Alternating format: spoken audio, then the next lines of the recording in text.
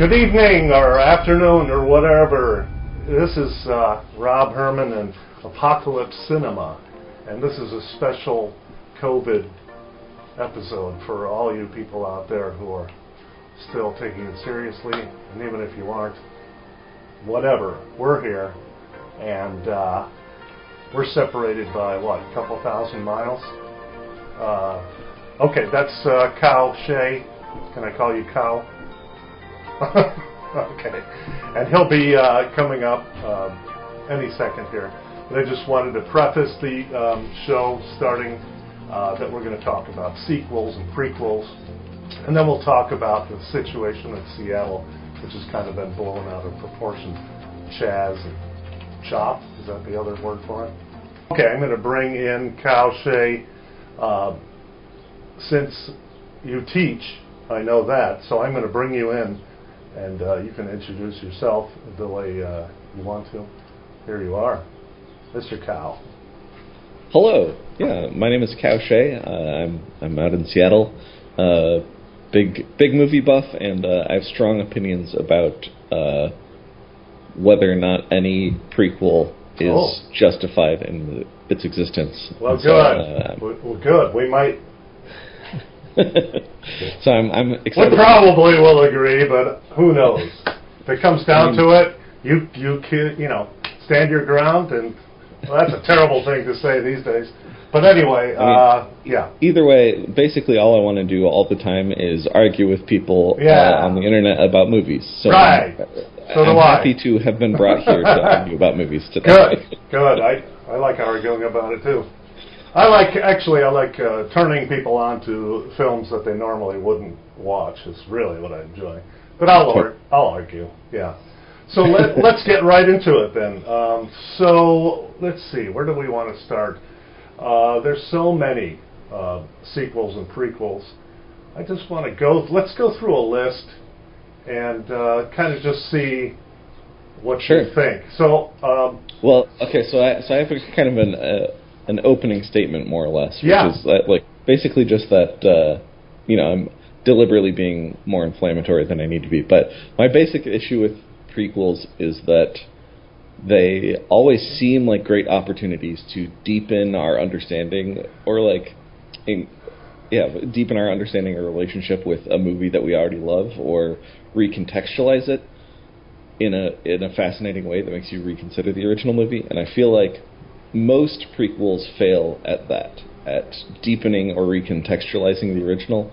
Most prequels tend to shrink the universe or be a rehash of the first movie with cutesy references to things that everyone recognized from the original, rather than telling a new story or playing with our expectations. And so that's kind of the framework that I'm working with, is what are you adding to the original story versus what are you just repeating and sort of cashing in on the recognition of? Because for my 2 cents, it's each movie should stand on its own, yet also reveal something about the universe that was created initially. So revelation somehow, right? You got to have a character arc in a movie, so you can't have the same character going through the same arc, so you have to find some other way to arc it. Yeah, totally. And I also just wanted to clarify, most of everything I just said is specifically about prequels. I think sequels are a whole ballgame. Oh, okay. Sequels do, I think, sequels can still have problems and fail in other ways, but specifically prequels, I feel like, are the ones that are almost always a bad idea. Sequels, it's a mixed bag, but there's plenty of great sequels. I'm willing to concede that. Okay, let's start off with the Thing prequel. What did you think of that? What did you think of that? Because I thought it was interesting the way that they matched up the ending with the beginning of the actual thing. I thought that was interesting. I think so. It definitely is.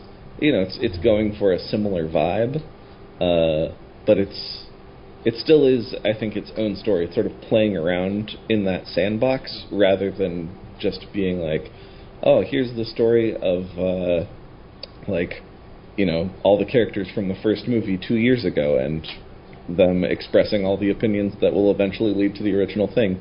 It feels a lot more like somebody else sort of taking a crack at similar ideas rather than just rewarming.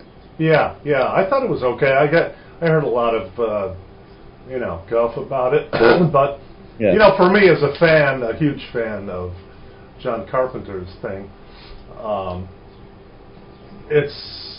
I just wanted to see more of the same. Of course, John Carpenter didn't direct it, but I thought they did a fairly good job of getting the whole atmosphere and universe interesting. Yeah, totally. Yeah, I mean, they didn't have the special effects that it's not the same, of course. Yeah. You can never recreate the Rob Bottin, special effects of the original. Which was one of the last great hurrahs of, practical effects and stop motion and animation, I think, was in that movie. So, the thing, I'd say pretty successful. Let me look. So you want to talk about prequels? Because I didn't do a lot. No, it's all good. I'm down for sequels too. I just wanted to clarify, like, my hard line in the sand about the majority of them being bad. That's prequels. Yeah. I'm more forgiving sequels. Okay. All right. Let's take a look at a couple and see what you think right off the bat. All right. So we got Die Hard, pretty damn solid movie that John McTiernan directed, 1988.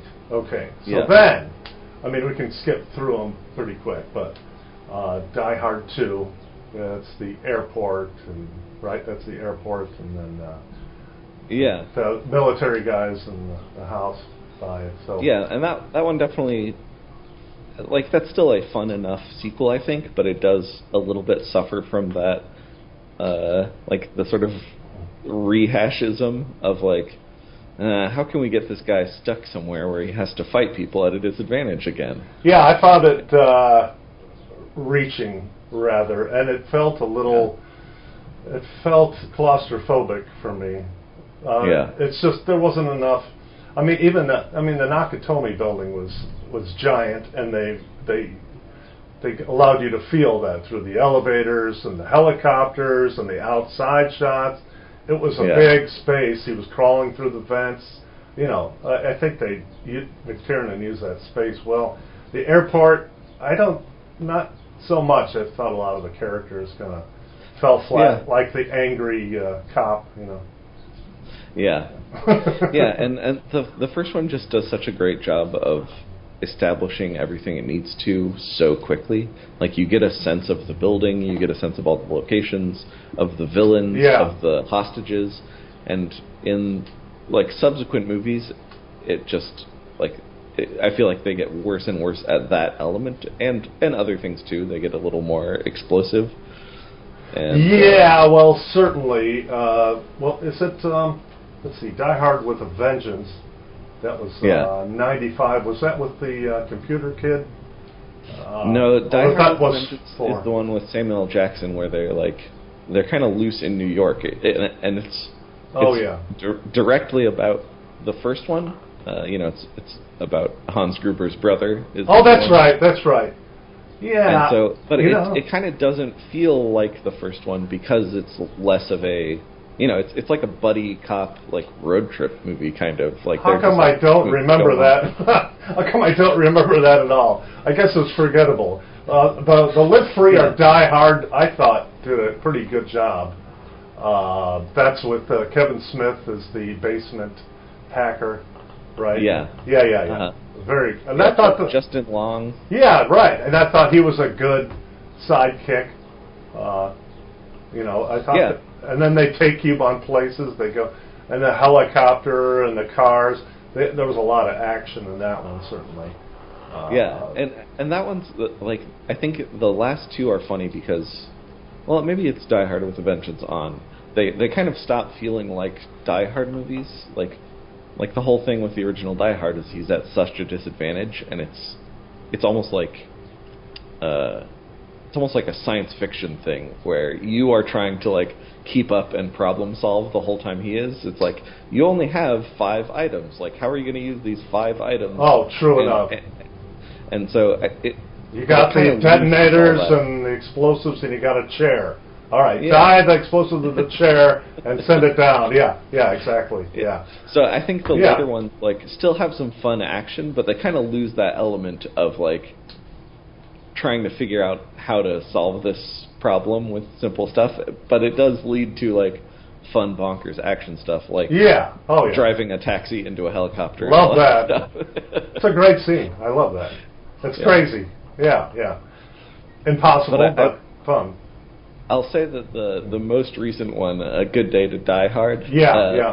That's the one that like pretty much lost me because it's almost anti-original Die Hard. I don't know if you saw the most recent one, but I didn't even. Yeah. He's basically like going out of his way to like stir up trouble and bother bad guys for no reason. Like he's not at a disadvantage. He's not trapped. He's just like loose in Russia looking for trouble. Yeah, that's. And I haven't seen. I don't think I've seen that. Yeah. So I mean, whatever. You know. So I guess they fall through the cracks for a reason, I suppose. But those, you know, it's pretty solid. I say, you know, pretty successful if you got 3 out of 5. You know, it's not bad. Yeah. All right, now this one I have big feelings about. But Rocky. Dear God, did that go downhill fast or what? It does. Well, yeah. That's a fascinating one for me because it goes so off the rails. Right. The first, setting him up. Setting him up, right? And he's just a thug on the streets, and he's rough, and he breaks people's knees for money, and he's desperate, and you know the shy little girl that works in the pet shop and the whole thing. You can't do that twice. Yeah. And unless you're still a failure by the end of the first movie. Yeah, that's what I was going to say. It's like the Rocky movies became like hyper macho and masculine, but the first one, it feels pretty down to earth. Like he's still, you know, a tough guy. Yeah. But I didn't see it until I was older, and I was like astonished by how gentle he is, or you know, he's kind of this sweet guy, even though he wants to be a boxer and he's this tough, burly guy. But the whole first movie has this kind of like undercurrent of him just trying to find like a place where he feels like he fits in and people like him, which is like not the vibe of most boxing movies. True. Yeah. And so they do get that way. Then I think he takes the road further down. I think that the worst scene that I can think of that just is like when, I think it might be the third, when he's just got tons of cash, and then his like his Schlemiel, the dude that is his chauffeur and hanger-on guy, has just got tons of money, and then they've got all these toys, and it's like the robot. It's just gross. Yeah, the robot, and it's just so gross. It's just such consumerism. He's lost all of. It's not like he's going against it. He's like, oh yeah, look at a robot. It's like, ew, that was really gross. I just felt so sickened by that character, and then his sidekick was just going along with it, like, I'll go along with this as long as I get paid. It was like, ew. I mean, you know, from Burgess Meredith, the tough guy, to the robot and his stupid kid. Yeah. It was bad. Yeah, and also, like, even the ones, like, I can't remember if it's somewhere in there, 4 or 5, where the whole like Russian arc, like that was the evil Russian who that was 4, and, like deliberately murders Carl Weathers, and then he has to go and try and like murder the guy back. Right. Like, this is just infantile. Like, it's so dumb at this point. Although I got to say, for that one, it was kind of pure B movie fun for me because of the training sequences that they were parallel editing together. with Drago with all the wires connected to him, and he's doing the scientific Russian method, and then Rocky's out in the Ural Mountains, with cow skin on, and he's pulling some kind of scythe or something like that. It's running up the mountain, and then they put Drago on the electric thing. It's ridiculous, and then you think he breaks it. It's funny. Yeah, that's funny that way. But it definitely comes off as like charmingly propagandistic at this point. Like it's no longer like I don't feel particularly like stirred up against the Russian state by it, but it is like, oh, that's kind of fun. Yeah, it was obviously, I think, let's see now, let me go back to the date. We're talking 1985. When was the Olympics where we won the hockey? Was that 80 or something? I think it was before that, but there was a huge amount of nationalism there. And the funny thing was that they had an actor with the spot on his head, just like not Brezhnev, but who was the Perestroika president? Wasn't Gorbachev? Yeah. So they had an actor, and then they actually put makeup on it. They didn't really make him out to be bad, because he was like the nicest Russian, premier or whatever the hell they were at that time. Certainly. Have you seen the more recent entries, like Balboa? I have not. I just gave up. I just didn't know what to think. Because that was kind of the thing I wanted to mention about these is they tank pretty hard. I feel like the first one is great, the second one is totally fine, and then after that they kind of become schlocky B movies that can be fun enough but aren't great movies anymore. Yeah, it's Stallone's project. He's by the time of Balboa, right? He's just like, all right, I'm not going to be the boxer in this anymore. I'm too old. Yeah. So that's the thing. They kind of tank after a minute, but then with Balboa, Balboa is still a little funny because it is about, Rocky is supposed to be in his 60s or something at that point. He's getting back in the ring, and it's a little all right, you just wanted an excuse to get in shape and be on camera again. And sure, why not? But Creed and Creed 2... Oh, Creed, that's what I was thinking about, are, dip back into the greatness of the first one, where more than just, macho posturing, they are way more about,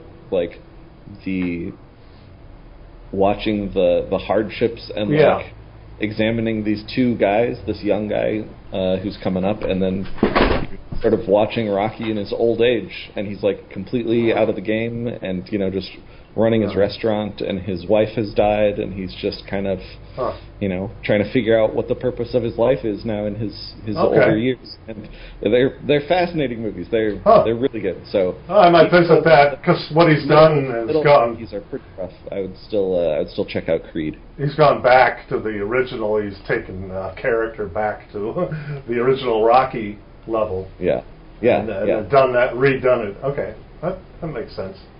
He's a good writer. I mean, you can't deny that.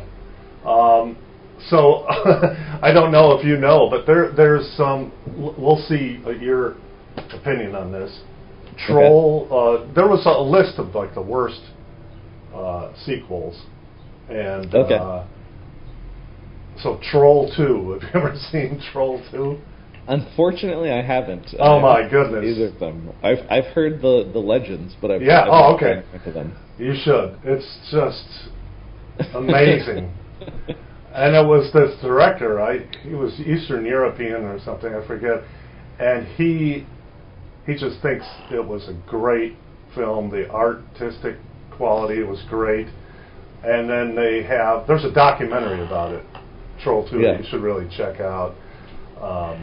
And it's just hilarious. The dad was a dentist, and no one was doing this full time. I don't think Yeah. anyone ever ended up doing it full time. But it's hilarious. I mean, I think it was one of the greatest sequels in history for its badness. All right. You know, for a sequel, I think it takes, you know, for what it is, Troll, and it's just so absurd that you can't even stand it. So I think on that, just based on those merits, it's a rousing success. All right, so okay, now there's another franchise. You got Jason, right? The Friday the 13th. I actually don't think. Or wait. I think I've only seen the first one. Oh, okay. I'm kind of I've only seen the first one. Okay. Yeah, I'm kind of a late bloomer when it comes to horror. Oh, so okay. There's a couple of these big franchises that I'm like excited to get into. Like I've seen the first Friday the 13th. I've seen the first Halloween. Yeah. And those are great. But unfortunately I don't have a lot to say about them. Okay. Well, anyway, I'll just say something. Jason 10 was also on this list of like the worst, and what they did though I thought was very fun and creative. They took him into space. Oh yeah, I've heard about this. Yeah, I thought it was hilarious. I think they were going with the Aliens success, and they had a female robot and stuff like that. But then they take it a little further, and there's some machine that will restore you and whatever. Somehow Jason gets in that because he's like almost totally disintegrated by gunshot blasts, you know. And they happen to put him back on this table, and he comes back bigger and badder than ever, and it's pretty funny. When that happens. No, it's great. I mean, that one has if you're into the quality kills, you know, there's some of that in there, definitely. Yeah. The guy just, you know, machete, and there's a great sequence where they have like a holodeck type thing, like on Star Trek, and so there's these two girls, scantily clad girls by like a lake, like that's, you know, where the original Jason died, and so he ends up, he doesn't really care about their wiles. He's just like, okay, he's a killer, right? So it's hilarious because there's one scene and he's just got both of them in a sleeping bag, and he's just lying against a tree. It's very funny. I mean, someone had a good sense of humor to do that. It's a it's a holodeck too, so he's really not doing that. So that's all I got to say about that one. Texas Chainsaw Massacre. Also, only seen the first one, which is amazing. Yeah, the first one is unbelievable. Yeah, isn't it? Wow. It's just that, and then it just goes to show you too what scenes really stick with you, and then what seems horrific. It doesn't take that much to get you. How about the guy in the back of the van? Yeah. Crazy guy. Wow. Like that sticks with you, like that horror that he predicates everything else on, that level of a craziness. And then when you see him again, it's like, oh boy, this is going to be bad. Yeah. The like dinner table scene is the scene I always think about, which is like it's all just atmospheric, you know. It's not even menacing exactly. Like she's just there. Oh yeah. But you're just something bad's gonna happen. And seeing everything on the walls and all the like gross molding food everywhere. It's like visceral just to think about it. And there's a great documentary on that also. And apparently, you know, super low budget. Toby Hooper did this, and some little shack in Texas, and they had to shut, the windows because of the lighting they wanted to keep good, and so all of that food was really rotting, and they shot that all in like one day. Yeah. They had to shoot it in like one sitting. So Yeah. everyone there is just like, they're smelling horrible, they're tired.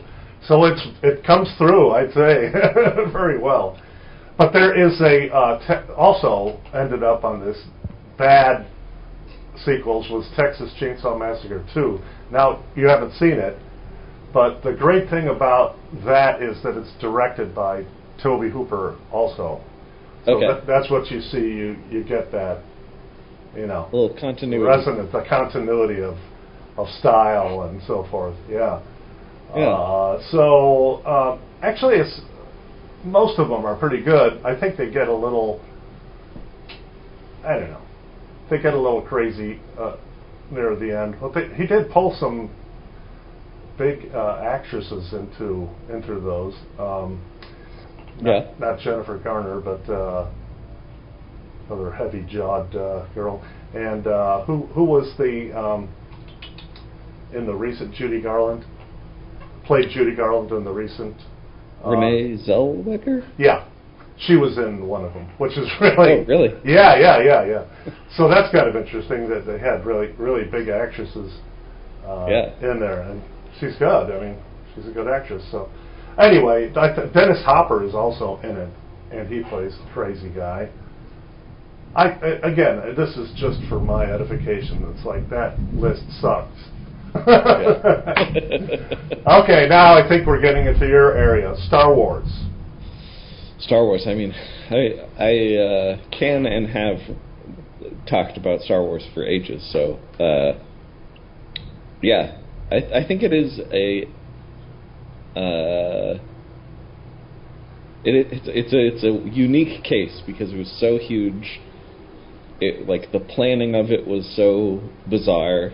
Like the fact that it started with Episode 4 on purpose, exactly. Kind of left room for these prequel stories, while it was still also finding its feet and going forward.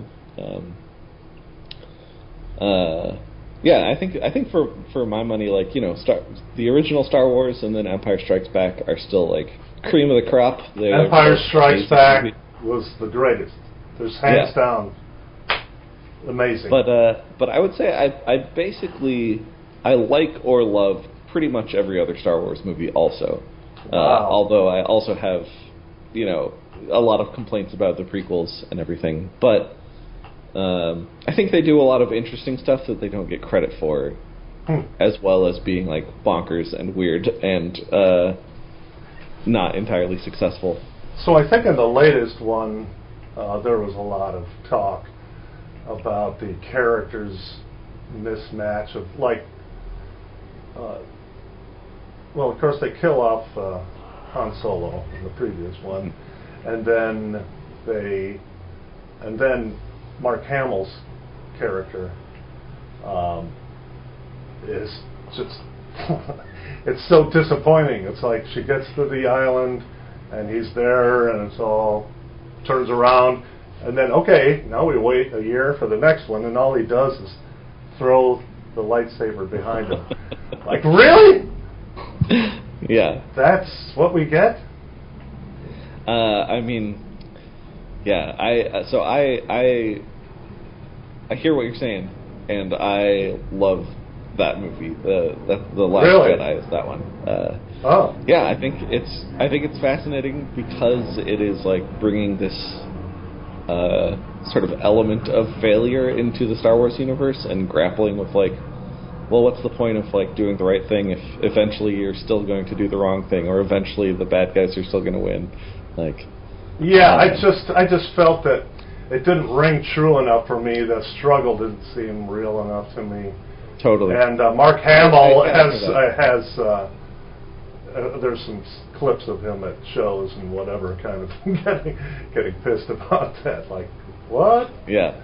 But there's on the it's on the Blu-ray for that. There's a making of documentary I'm still like a big fan of like physical media, specifically for like Sure. commentaries and Absolutely. stuff like that. But there's a really fascinating one that's on the Blu-ray, and it might be on Disney Plus or whatever, called The Director and the Jedi. Oh, okay. And what's interesting about it is that I feel like most of the time, most making of documentaries are just kind of people saying pleasantries about each other Right. and not really explaining anything about how the movie was made. Yeah. And what's interesting about The Director and the Jedi is it kind of puts that it was like made with the cooperation of Rian Johnson, the director, and Mark Hamill, and it's about how they made the stuff and like how they did some of the special effects and talking about different challenging aspects.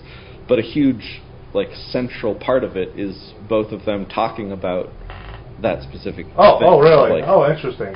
of like Rian Johnson saying like, here's my idea for what Luke Skywalker's been up to, and Mark Hamill being like, I don't think that's that feels real. Yeah. Okay. And so instead of just sort of like shoving that off to the side and ignoring it, it's like an exploration of that dynamic between them, and it's a really interesting thing to watch. Yeah. So. There's a lot of dynamics in that film that, like the PC culture of today, kind of took away the charm of some of the elements in the movie too. I just think back in the original, there wasn't that whole atmosphere. So whatever they did, it was just kind of there.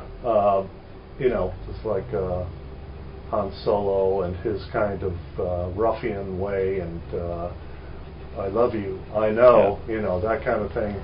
And it was just kind of like, that's cool, that's fun, this is like a serial, kind of a movie, and it's kind of, it's not to be taken too seriously. But then I think when you put that onus of seriousness and trying to leave a message, I think that kind of gets in the way of entertainment value for me, anyway. Yeah, I hear you. Did you see Rogue One? Yes, and I like that. Thought it was pretty good. That I wanted to bring that up because I think that does a lot of interesting prequel stuff that even the like official prequels don't. Like the official prequels are pretty famously sort of indulge in that like cutesy referential stuff that I was talking about. Oh yeah, sure. Like, we find out that baby Darth Vader built C-3PO for some reason, just because we all know what C-3PO is, and so they wanted to put him in the movie. Okay. But I think Rogue One is interesting because... Is Benicio del Toro in that one? No, Diego Luna is one of the main characters. And that might be what you're thinking of. Benicio del Toro is in The Last Jedi. He's in The Last Jedi? Because I loved his character.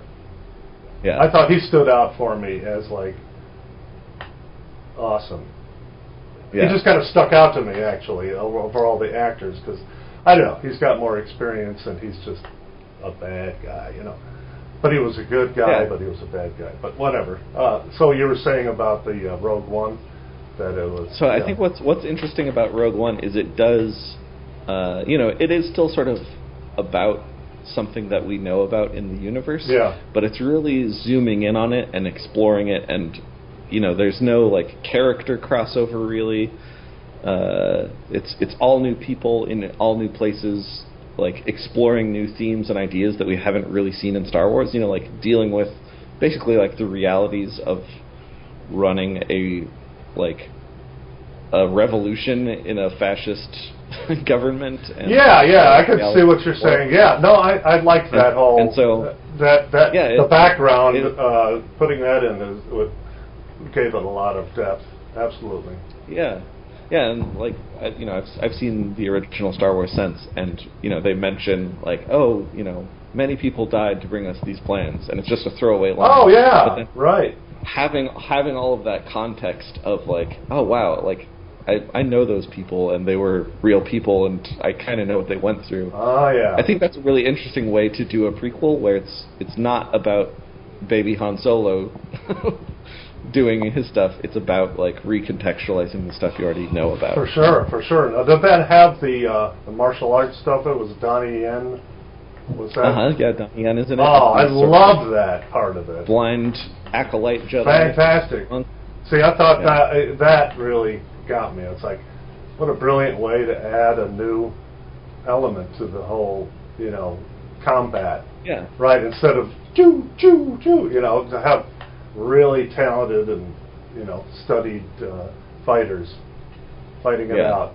Cool stuff. Yeah. Yeah, and that all the people in that, aren't the big important people with destinies. Like, these are all just the regular schmucks who normally are just like getting shot by stormtroopers off screen. Right.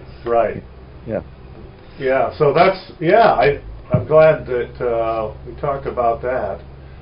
What I wanted to talk about now was upcoming sequels and your thoughts. So I just pulled this list off of things that are coming out in a year or so. Avatar 2. Vin Diesel is going to be in it, and Jermaine Clement. Well, you basically sold me with both of those names. I'm a big fan of Vin Diesel. I like all him too. Of his beefy, dumb glory. Yeah, I feel like, I don't know if anyone I've ever talked to has like a strong emotional reaction to Avatar, but I think most people who saw it thought it was pretty cool. Yeah. And I feel like, James Cameron is going to make another incredibly cool movie, and maybe this time it'll also be interesting. Yeah. I mean, there's certainly a hell of a lot still to explore in that universe, my God. Yeah, totally. Unobtainium, is that what it's called? Yeah. Or can't find the enough of this -ium? Yeah. I don't know. Anyway, so that's funny. Hancock 2. Never saw the original. Oh, you didn't know? It was Will Smith as kind of superhero with Charlize Theron as his wife from another life. Okay, forget it. The Legend of Conan. And it says Arnold Schwarzenegger is starring in it. But I don't know. I've seen Conan, but it's one of those ones where it's like, yeah, sure, if someone wants to. So here's part of my thing with sequels is I feel like some sequels can be good by kind of improving on the original, like taking the basic themes and reanalyzing them. Like I think of like Toy Story and Toy Story 2. Sure. And honestly, all four of the Toy Story movies are kind of about dealing with loss and growing up and eventually death. Like just processing that. And even though all four of those movies are about the same thing, they're all different and all have different things to say. Yeah. But they all kind of follow similar formulas while doing that. But I feel like there's another flavor of sequel that actually the Terminator movies, this is what comes to mind, where like the Terminator movies kind of have similar things. It's like, oh yeah, there's a bad robot running around killing people, and like, oh no, the end of the world. But the longer the Terminator series goes, the more just bonkers it gets. Yeah, because they keep on have to figure out, if she's dead here, then he came back to change the fact that maybe she did die, and no, here she's alive, but she doesn't know that she's part of the resistance, and if he doesn't have sex with her, then the baby guy won't be born, and I don't know, and then the chip that was in the other Terminator, I know. It's kind of, and just having to explain any of that, it kind of ruins it. And then But I think there is something to be said. Like, I don't necessarily think the Terminator prequels are great movies, but I think they kind of go off the deep end in an interesting way. And actually, I would say the same of like the Fast and the Furious movies, which are like just great action movies. But they spring from, the first one is a cop is investigating a guy who steals DVD players. Like, that's it. Like, Vin Diesel drives around stealing DVD players. Right, so it's like a local gang type of Yeah, and like thing. By the fifth one, they're basically this the world, international gang of like daredevil spies and driving cars out of the back of airplanes and parachuting. So I appreciate the tonal whiplash of being able to just you know what, all right, we've done the first movie, everyone knows what the basic premise of this is, now let's just cars and girls. Cars and girls. And so with Conan, I don't know how interested I am in just more Conan, but I would be interested in a Buck Wild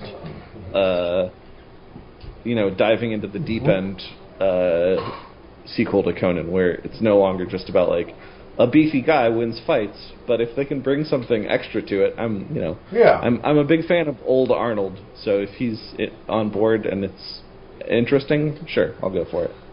Cool. Now I thought, okay, this is one. Beetlejuice 2, Tim Burton. I'm interested in that. I really loved the original. I thought it was very original and fun. So that'll be good. Untitled Indiana Jones project slated for 2022, starring Harrison Ford. He's getting a little long in the tooth, I think, for these things, for an adventure guy. So here's my thing with Indiana Jones. I think the first one is a untouchable masterpiece. Yeah, fantastic. And I think my controversial opinion is I think all of the other sequels are a solid B. Basically all of them, I'm those are fun, including the most recent one, Crystal Skull, that sort of got excoriated and. Oh, the CGI monkey one, or the. Yeah. Oh, okay. I kind of feel all of those are those are totally fun. I don't have strong opinions about them. I think they're fun, and so I don't really expect a new one to be another Raiders of the Lost Ark. Yeah. But yeah. I feel like it would probably also be fun. Yeah. I don't know. And I guess, well, for me, just talking about film in general, what ticks me off about any kind of criticism of film is that stay in your lane. If you don't like horror movies, then don't review a horror movie. Ebert and Siskel used to really tick me off because they, especially Siskel, because he liked, Saturday Night Live. He thought that was the greatest movie. It's okay, well, if that's your level, if you think that's a great movie. And then Ebert was pretty good, but he really couldn't say much because he wrote, Beneath the Valley of the Ultra Vixens, So I'd say just stay in your lane, and no one really cares what you think, is what I've discovered.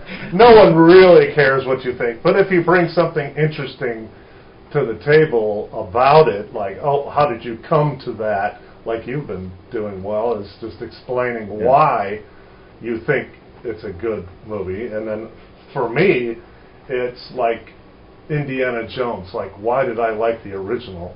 It was great, scenarios and great action, and Harrison Ford did a magnificent job, and there was adventure, and it was a serial too, like George Lucas. It's just really well done. So funny. Yeah, and hilarious and dangerous, and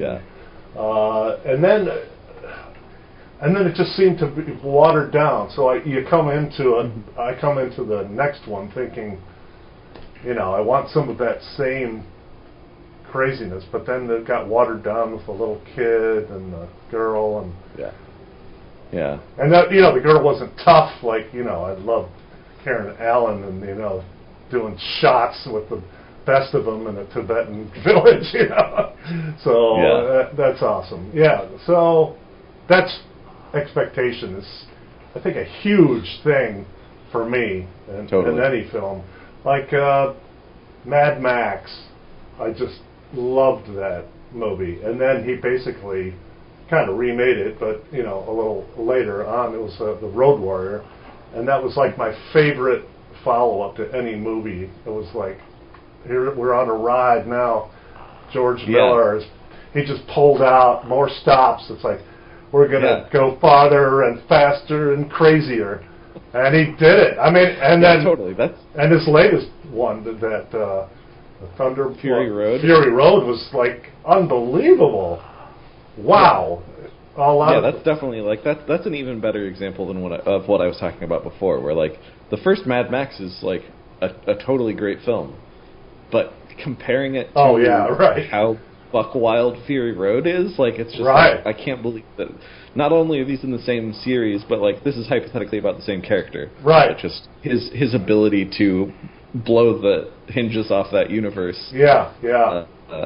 Is amazing. Yeah, I thought Tom Hardy was an amazing selection for Max, and just if you've seen anything about the making of it, it's like there was so much, because George Miller just loves to use these crazy stunts. I think in Road Warrior, one of the motorcycle flips is actually a world's record of how far the guy flipped. So man. It was just that thing, especially when I was young. I was like, we're on a fast motorcycle and you can feel the speed, you know. It was absolutely so great, for the male mind. The director, Steven Soderbergh, I read a thing with him recently where he was talking about Fury Road. Yeah. And like, he as an accomplished Hollywood director, he was like, I don't understand two things. I don't understand how nobody died. And I don't understand how they're not still making that movie. Yeah. It's a good point. I think what it is to be a great director, you've got to be a conductor of things, just like a great general in an army. You've got to get your supplies from the rear to the front. And then this is what we're attacking today. We're doing this setup with this setup. And then you pull together your artists and your stunt people and your stunt coordinators, your fight coordinators, your cameraman, your lighting people. And if you can put those things together in an exciting way, then I think you got gold. I think Hitchcock was one of those people who were just these amazing visionaries that could really pull all these elements together, because film is just such a multifaceted discipline. Yeah. From every aspect of art and light and explosions, and everything you can think of. So yeah, that's one of the things I've always just the combination of like it is costuming and music and choreography and like photography and painting, and it's just all in one big pile. It is. Yeah. It is so great. So that's well, I have a couple more, but okay. So I'm going to let you know about one sequel that I was very, very disappointed in. That was Men in Black, the last Men in Black. The most recent one? Yeah, I hated it. With I totally get you on that one. That's one where I didn't necessarily love it. I think I might have seen it on the last day of school or something like that. I work at a high school, and there's a theater up the street, and back in the before times, I had like one of these passes where I could just go to 3 movies a week for free. So nice. I got out of work early or something and went off and saw that, and it totally felt like a pleasant nothing blockbuster. But I think that is one of those expectational things where that like the first Men in Black is also rock solid. I feel like it. Great. I feel like everyone likes that movie, but I still don't feel like it is appreciated enough for how great it is and how well it threads that needle of being like fun and exciting and hilarious and inventive. Like that's a great movie. Totally love that one. Yeah. They nailed the characters. So I'm with you that the new iteration is pretty underwhelming compared to that. And I think it's the characters for me. I mean, there's without Tommy Lee Jones and Will Smith, it's pretty hard. Pretty hard not to have those characters in there.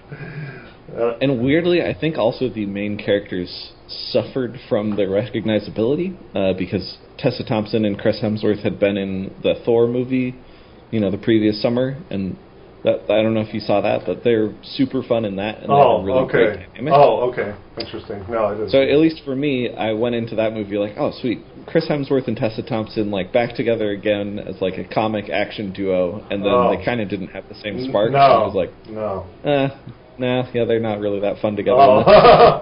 Yeah, it just goes to show you about the script. It's all on the paper, If you can bring it to it, great.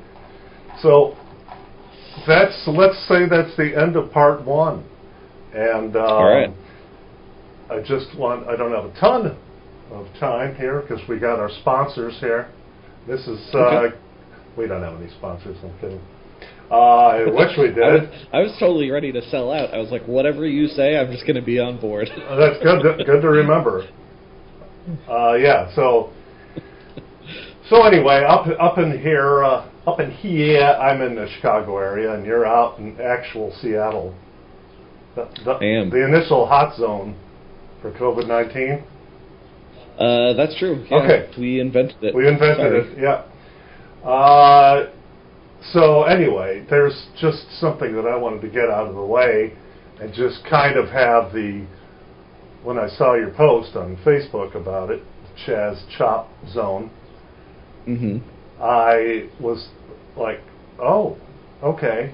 I didn't know. I mean, I don't take the news for granted, but I didn't really know about it. And when you were talking about it, I was like, wait a minute. People have to kind of hear this straight from Seattle. Because you're on the ground there, and you're walking through this park. You've seen it, And you're right here. It's one of those things where I'm necessarily. I haven't historically been super outspoken about big things. I'm happy to try and lift voices that I think are saying things that I think are interesting or necessary, but a lot of the time, I'm taking in way more than I'm putting out. But yeah, just because I am a nobody in Seattle who's been vaguely involved with the protests, I'll go down every so often or whatever.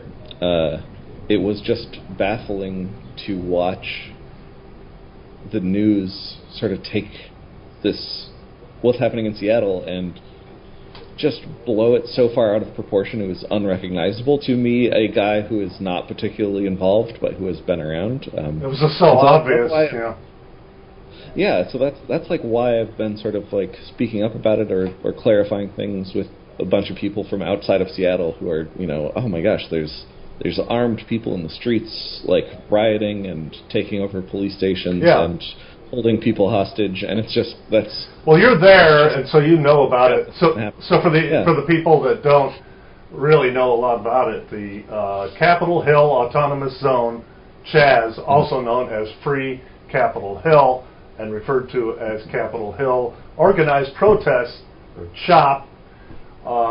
And then this is a Wikipedia thing, so it is an occupation protest and self-declared autonomous zone. I don't know. That sounds kind of official. So that was kind of the first thing that I was like, well, it's not as official as all that. Yeah. But they have to put a label on it.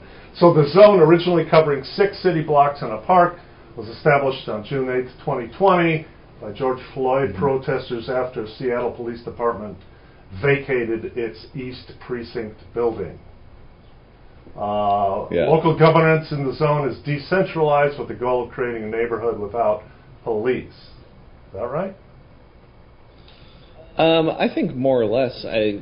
So kind of the backstory there. There's this neighborhood, Capitol Hill, which is it's kind of directly east of downtown Seattle, just right up the hill, and it's this very fun, progressive neighborhood. There's a lot of activities that happen there. There's a huge block party that normally happens over the summer in Capitol Hill. Okay. And public space. So there's this park within Capitol Hill called Cal Anderson Park, which became sort of a focal point for the protests in Seattle because it was a good place for people to gather. Yeah. Because there's plenty of space in this big park. There's a baseball diamond, all this, and then 1 block away from the park, it was the East Precinct of the Seattle Police Department. And so it just became this place where it was like everyone could gather, there was plenty of space for everyone, and also it was a place to sort of directly protest police violence to the police on their own turf, basically. Oh, okay, because there was a police precinct right there. Yeah. Okay. So people started gathering in Cal Anderson, and it became this thing. The police sort of cordoned off the street leading up to the precinct and set up a bunch of other barriers kind of in the area. To prevent them from protesting in front of the precinct, or? Pretty much. The hard thing with a lot of this is, like, the communication was never there, It's not like they came out with signs and said, we're cordoning this off because we don't want you protesting here, or... Yeah. Okay. And what started to happen is, there'd be protests all day, sometimes breaking out in violence. The police were shooting people with rubber bullets, which are tear gassing people. Yeah, rubber bullets sound so nice, but if you've seen the bloody faces of people and people have lost eyes to rubber bullets, it's no fun. Yeah. Yeah, so it kind of like fell into this routine over the course of like a week or two of like there'd be protests all day, and then the sort of craziness wasn't happening during the day, but most nights at a certain point, the police would just sort of unprovoked just drive everybody out, start firing, doing tear gas. Okay. Just getting everyone out of there. Yeah, just kind of like when Trump cleared the way for Trump to hold the Bible in front of the church. Yeah. Just blast your way through. That was like the same time period too. Wow, like, really? Okay. So yeah, and I was like, I was never down there when any of the violence broke out. Mm-hmm. But I know plenty of people who have been down there, and there's people who are live streaming down there just constantly. Seattle's a big tech city. Everyone has a phone. Mm. There are people in apartments kind of above this like whatever the conflict zone, this one specific street where everyone was like butting heads, basically. And so there are people up in the apartments who were just like live streaming from their phones, looking at what's happening down on the street for like days and days and days. Wow. And so there's footage you can find of pretty much anything we're talking about. So on the other side of that, but the Fox News homepage photo collage, which originally accompanied the story, include multiple scenes from Seattle's Capitol Hill Autonomous Zone and of wreckage. Following recent riots, the collage did not clearly delineate between these images, and since has been replaced. Yeah. So that was the thing. So that was kind of the first stage of things. Okay. Was protesters butting heads with the police. Where it got weird and where the chop sort of came out of was one day, or it was over the course of a couple days, the police packed up their precinct and left. Like, they just packed up all of their stuff and stopped coming back to the precinct. Yeah. And they just left it open and unlocked. Wow, weird. And never communicated clearly with anyone why. And now it's coming out that there may not have even been a direct order to the police internally. Like, different police officers were coming out and saying, like, I don't actually know who ordered us to stop going there. Like, my buddy texted me and said we weren't going there anymore. Huh. And then that buddy is like, I just heard that rumor that we weren't supposed to go there anymore. So wow, that's weird. It's very strange. Yeah. But basically, the police cleared out of this area that they had barricaded off for the past week or two, and then basically people were like, "Oh, I guess the police aren't here, so we don't have to protest at them, but now we can just keep being here Okay, and I see. Okay. doing our thing. It's not like they ran the police out with torches and... Yeah, and you know, there's plenty of like accusations and conspiracies. You know, I think a lot of protesters were suspicious that the police were just trying to goad them into like, oh, here's our empty police precinct. Oh, so you should get in there and do whatever you want. But then if you do, that's a crime, Yeah. and we'll come back in and arrest a bunch of people. Oh, Who knows if that's true? But you know, it's one of those things where it's like no one is clear on what is going on exactly. that's funny. But that's where the chop came from, was just the police left the area that had been barricaded Okay. off, and so people just sort of set up camp officially now that they weren't being run out every single night. Yeah, so that's what you said. Checking in again about Seattle, the Chaz, the national news is straight up 100% blatantly, intentionally lying about what is happening here. Nothing is on fire. There isn't an armed militia. There isn't rampant looting. It's just not true. So, Yeah. except the police left, so now people are painting murals and setting up hot dog carts. Ooh, and also probably vegan hot dog carts. So that's pretty threatening, I would imagine, too. Yeah, it's one of those things where like I'm not super invested in what's happening. Yeah, yeah. Like in but you're observing in a large- what's going on. You see the disconnect between what's on the Yeah. news and it's like, wait, I just went down there. There's hot dog carts and murals.